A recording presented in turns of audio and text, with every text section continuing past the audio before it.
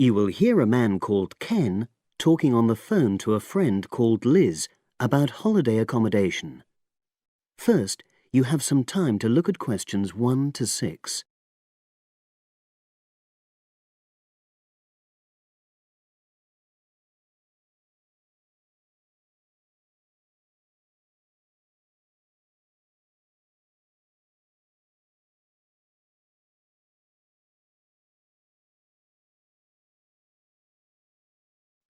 Now we shall begin. You should answer the questions as you listen because you will not hear the recording a second time. Listen carefully and answer questions 1 to 6.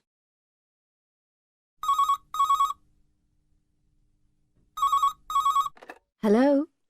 Hi Liz, it's Ken here. Hi, Ken. Nice to hear from you. Are you... This is just a quick call, but Mary and I have just been talking about our summer holiday. We haven't booked a place yet, and we've left it a bit late. We were just wondering if you know of any holiday rentals in your area. It's so nice there. Well, yes. I can think of 2 or 3 places that are very nice. What dates have you got in mind? The 10th of July to the 22nd of July. Oh, yes. That is quite soon, isn't it? Well, there's a place near here called Moonfleet. Is that MOONFLEET? That's right. It's quite a rural location, and it's next to the owner's house, but it's got fields all around it, so it's very pretty. Sounds okay. Can you tell me a bit more about it? Well, it's an annex to the owner's house, and it's an apartment with 2 bedrooms and an open-plan living area. Well, I like the sound of it. Is there anything we might not like about it? Well, it's quite a distance from the nearest shops, that's all. Okay. And, well, I'll tell Mary, but I don't think she'd mind that. Do you know how you book it? You have to book on the internet. There's a web address. It's www.summerhouses. One word. Yes, then .com. You'll be able to look at a photograph on that. Okay. And what about the others? Where are they? The second one I'm thinking of is called Kingfisher, and that's even more rural. It's a really beautiful location, in fact. It's by the river, and it's got nice views. It overlooks woodland on the other side. Is that an apartment? No, it's a 3-bedroomed house, and that's got a dining room as well as a separate living room and a kitchen. But I expect it's more expensive. You'll have to check the prices. It's probably a bit bigger than we need, but our nephew might be joining us. We're not sure yet. How do you book Kingfisher? You have to phone the owner directly. Shall I give you the number? I've got it here in my phone book.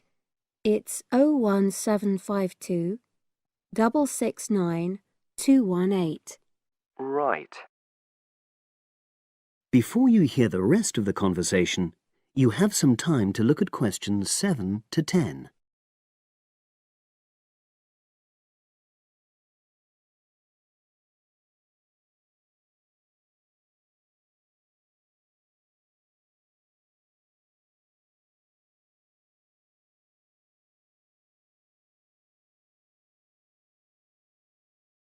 Now listen and answer questions 7 to 10. And you mentioned a third place? Yes, there's a house that my sister stayed in last year. It's called Sunnybanks. Nice name. And the location of that one is rather different. It's in the centre of a village, but it's a very small and quaint place. Did your sister like it? Oh, yes. It's by the sea, so her children really loved it. What's the accommodation like? I'm not sure about the number of rooms because I haven't been in it myself, but I think she said it's quite spacious, and I know it's got its own garden. It's not very big, but it's not shared with anyone else, and it's supposed to be very pretty. Any snags? Problems? The only other thing I can think of is that there's nowhere for parking. The streets are too narrow, so you have to leave your car somewhere else and then walk to the house. It's only about 10 minutes away, but... Okay. Well, I don't think it matters personally. How do you book it? There's an agent you have to contact. I don't know his details, but I can ask my sister and let you know tomorrow. Thanks, Liz. That'd be great. I'll talk to Mary and see what she says. Thanks for your help. That's okay, Ken. I'll speak to you again tomorrow. I hope you find what you're looking for. That is the end of part 1. You now have half a minute to check your answers.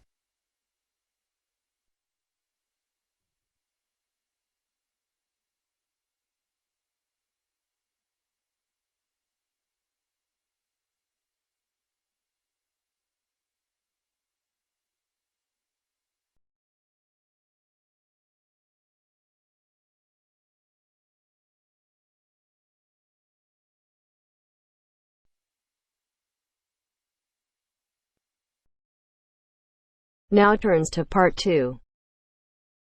Part 2. First, you have some time to look at questions 11 to 16.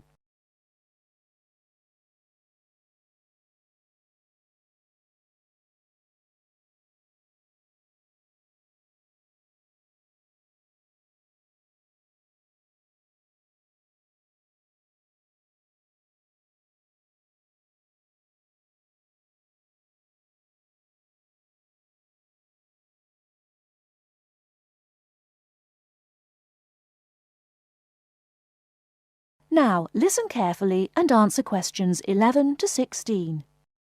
I'm here today with Helen Warner, who has been a vegetarian for many years and is going to talk a little about vegetarianism. Helen, the concept of vegetarianism seems to have interested a number of our listeners who have sent in some questions. To begin, what made you want to become a vegetarian? Well, when I was 16, I had friends who were vegetarian and they introduced me to the idea. My parents were typical of their generation and ate meat at least 3 or 4 times a week, so I didn't really think about it too much until a few years later. It was while I was at university that I really thought about it and decided that it was unfair to eat meat when there are so many alternatives available. Is there anything you miss about not eating meat? No, not really. As I said, there are so many substitutes available these days, perhaps the most important of which comes from the soya bean. Soya is so versatile and is the staple substitute for most vegetarians. So what about the nutritional value of vegetarian food? Isn't it true that there are some vitamins that you can't get from soya or vegetables alone? Surely people need these vitamins. Yes, that's correct. But actually there is only one vital vitamin that is only present in meat. That's vitamin B12. Most vegetarians are aware of the implication of this and actually take B12 supplement in the form of tablets. Of course, the way you cook vegetables is also very important in preserving vitamins. Many countries, particularly the UK, have a reputation for overcooking vegetables. Water-soluble vitamins, where the vitamins are dissolved into the water, are often lost. Vitamin C is a common example. However, the loss of vitamins can be avoided by microwaving or steaming vegetables, which is what I do whenever I cook. Some people don't want to change their cooking habits too much, so if you do boil them, simply cut down on the cooking time. So a vegetarian diet is fairly healthy then? Oh yes. A lot of people believe that vegetarianism is unhealthy, but that's actually not the case. Vegetarians are actually considerably healthier than many meat eaters. Consider for a minute the health aspects of the incredible amount of meat this country and others like it consume. The statistics for beef eating, for example, are quite frightening. The world figure for beef consumption is slightly less than 11 kilograms per person each year. Yet in Europe, the average consumption is nearly double that at 21 kilos per person. And in the USA, it is even worse, with the average person eating 44 kilograms of beef every year.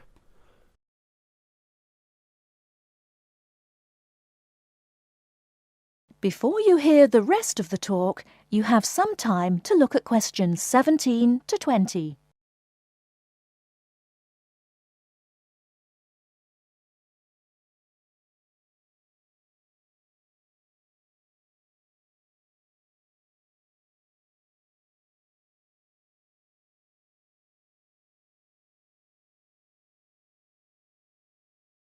Now listen and answer questions 17 to 20. So are you suggesting that people stop eating meat altogether and everyone adopts a vegetarian lifestyle? No, not at all. Even in the healthiest diets, there is still a place for meat, but it should be eaten in moderation. Many nutritionists think of foods in terms of a pyramid, with the foods we can eat relatively freely at the bottom and the foods we should carefully restrict at the top. The majority of our diet should be composed of cereals, which would go on the bottom row of the pyramid. In this category could also be included such things as rice and pasta. Next, a good diet is followed by a roughly equal amount of vegetables and fruit. I have at least 2 servings a day of fruit and vegetables whenever possible. In decreasing quantities, you can then eat dairy foods, eggs, cheese, etc. Almost at the top of the food pyramid comes fish, carefully prepared of course, not dripping in oil or batter, and white meat. Chicken, for example, is a comparatively healthy meat, but again, a lot of this comes down to preparation methods. Right at the top of the pyramid come the ingredients of far too many Western meals, red meat and potatoes. It is particularly in that area that I would suggest moderation. Well, thank you very much, Helen. I'm sure that a lot of listeners are interested in your views. How could they find out more about the health benefits of vegetarian options? Well, there are lots of websites and books on healthy eating and vegetarianism, but it is always important to remember to consult your doctor before making any radical changes to your diet or lifestyle.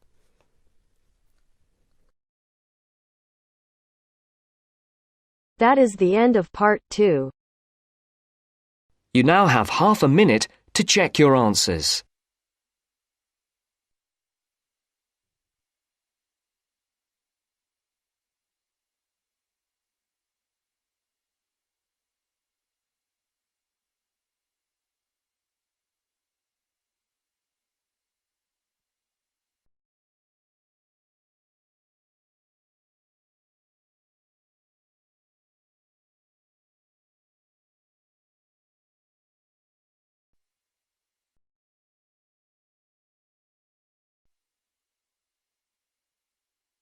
Now turns to part 3. Part 3. The next important development in how history is recorded came with print. First, you have some time to look at questions 21 to 25.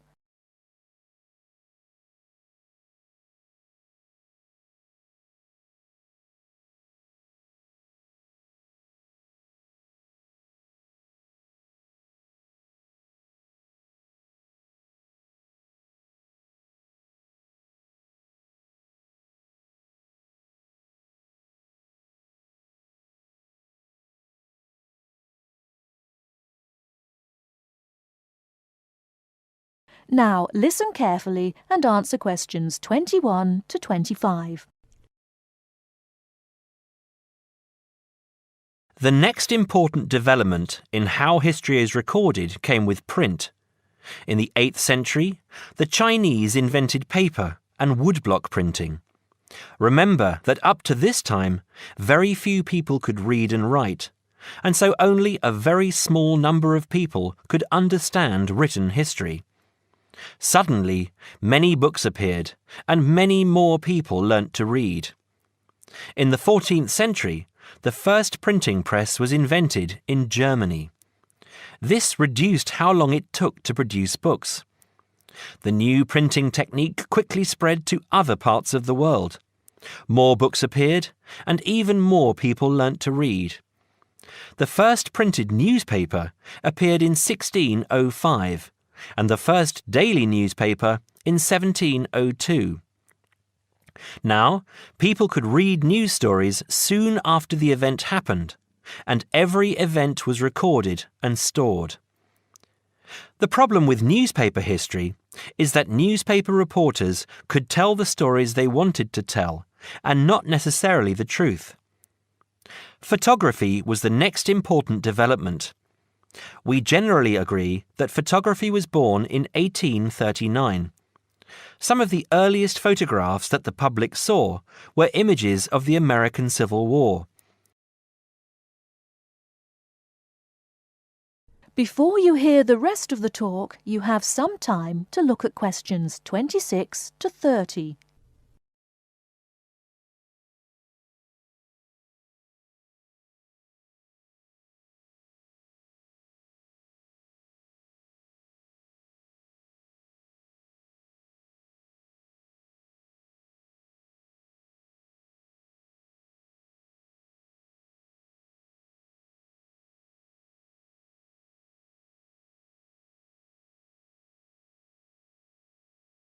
Now listen and answer questions 26 to 30. People were shocked by the photographs of dead soldiers, and for the first time saw the reality of war. By 1850, photographs appeared regularly in newspapers, and people now expected the truth. At the end of the 19th century came the first motion picture camera. Soon, history was being recorded as moving images. In the 1930s, television brought moving images into people's homes. More and more people saw history as it happened, and more history was recorded. Today, of course, we expect that every event in the world is recorded. Satellite TV and the Internet allow people to watch any event, anywhere in the world, as it happens. It doesn't matter if the TV cameras are not there. People carry around mobile phones and can record any incident and then share it online. Families have their own video cameras and record their own history. Children now grow up watching their parents and grandparents on film. I'm sure you'll agree that the transition from storytelling to what we have today has been dramatic, and I hope that... That is the end of part 3. You now have half a minute to check your answers.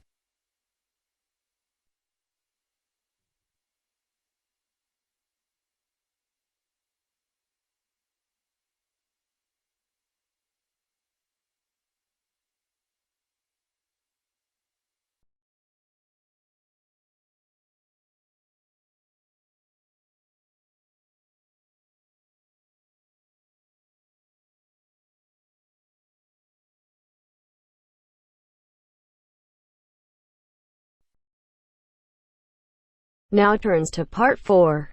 Part 4. 9. Listen to the second part of our lecture.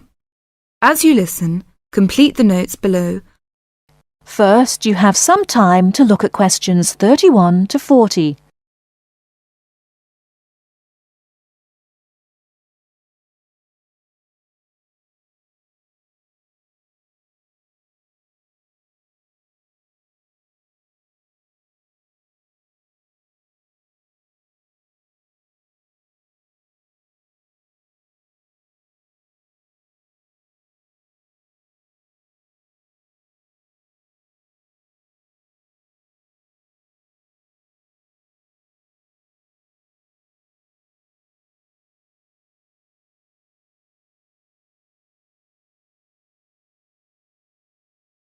Now listen carefully and answer questions 31 to 40. River dance is not just an expression of self-confidence, a kind of culturally interesting pop song.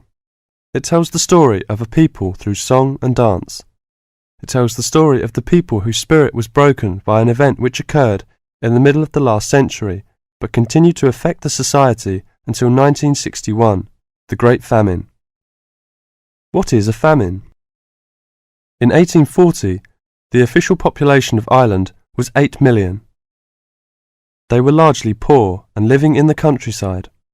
They were beginning to have an interest in independence, and perhaps had things been different, Ireland might have been independent much earlier. But there was a serious problem in the agricultural system. All crops were grown to pay the rent of the land, and all that was grown to eat was the potato. This was fine until the potato crop failed, as it did from 1845 to 1848. The stories of what happened in those times live on in the popular culture of Ireland, and I won't tell them here, but the result was that 2 million people died or left the country by 1851. When you realise that the population continued to go down until 1961, you can realise what a disastrous effect this famine had on the people. Compared with China, imagine if the famine of 1960 reduced the population by a quarter and it kept falling to less than half of its pre-famine figure. Anybody with ideas left and went to England, America or Australia. The people left behind were broken by their experiences and, in effect, The famine and its consequences put an end to all serious development in the country until well into this century. The Irish in Ireland lost all hope and self-confidence, and much of our modern culture is about the sadness of that time and the sorrow of saying goodbye to those who left, and left well into this century. Ireland has the highest emigration rate of any country in Europe for the last 2 centuries. We even have an expression for this saying goodbye. It is called the American wake. It means the ceremony, like that of a funeral for someone going to America, because you will never see him or her again. Do you know why there is Irish music on the film Titanic? It is because most of the people killed were Irish. The leaving continued until the 1970s because independence in 1921 was followed by a civil war and an economic depression. Almost every family in Ireland has relatives abroad, and up to the 60s in some places, of a class of 30 graduating from high school all left. Along the west coast, closed-up houses from that time falling into ruin are still common. That is the end of part 4. You now have half a minute to check your answers.